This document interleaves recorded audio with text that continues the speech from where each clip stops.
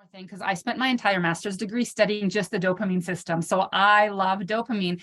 And, we talk about dopamine with Parkinson's disease when it's in one particular part of the brain in the back in an area called the substantia nigra.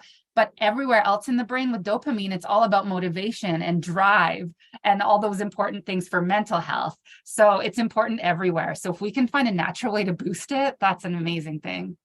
Yeah. You may have heard of Mucuna. It's also known as the magical velvet bean, and it's been used for a really, really long time in other cultures. It's kind of an annual, kind of like growing upwards legume. It hails from southern China. This was new to me based on the research, as well as Eastern India. And it is being used in these cultures and in Ayurvedic medicine for the treatment of a number of things, but most importantly, and now validated by Western science, for Parkinson's disease. And that is because it is the highest naturally occurring source. Between 4 to 7% of this bean is L-Dopa. So I dove into the research because I didn't know, is this legit?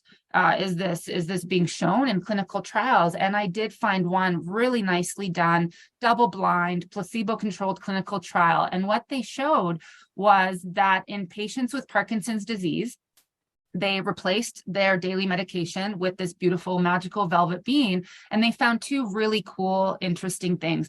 They found that the onset of effects to control the Parkinson's symptoms was faster with Mucuna.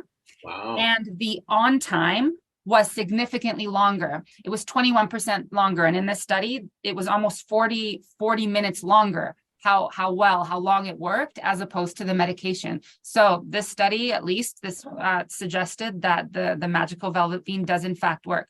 Before today's call, Malcolm, I was just attending an online recording of an integrative neurology conference, and one of the doctors speaking was talking about Mucuna.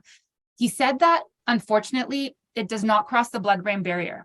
So then I was like, oh no, like, how's this working? Is this placebo? These Parkinson's patients in this beautiful study I was reading to prep for today's meeting, they didn't know what they were getting. Like, how did it work? And he said, just because something isn't necessarily crossing the blood-brain barrier, it is absolutely still working indirectly, most likely through the gut-brain axis. So yeah, I think Mucuna's for real. I think it's great. It's a great source of L-Dopa, and it is working.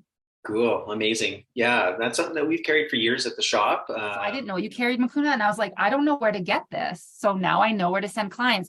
But then I dove back into PubMed and looked for something similar that was maybe more widely available to average consumers at a grocery store. Broad beans, aka fava beans is how they're called in North America, or faba beans, are also a really nice source of L-Dopa. I found one pretty limited study. It only had 11 participants, but they found that in Parkinson's patients, it was pharmacologically active. So there you go, Mucuna, or if you can't access it and maybe you're joining online, you don't have access to the light cellar, you can try the fava bean.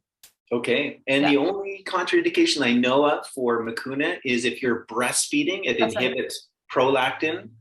So stay away from it if you're breastfeeding. Otherwise, I think it's all good. It's shown to be safe. So how cool is that?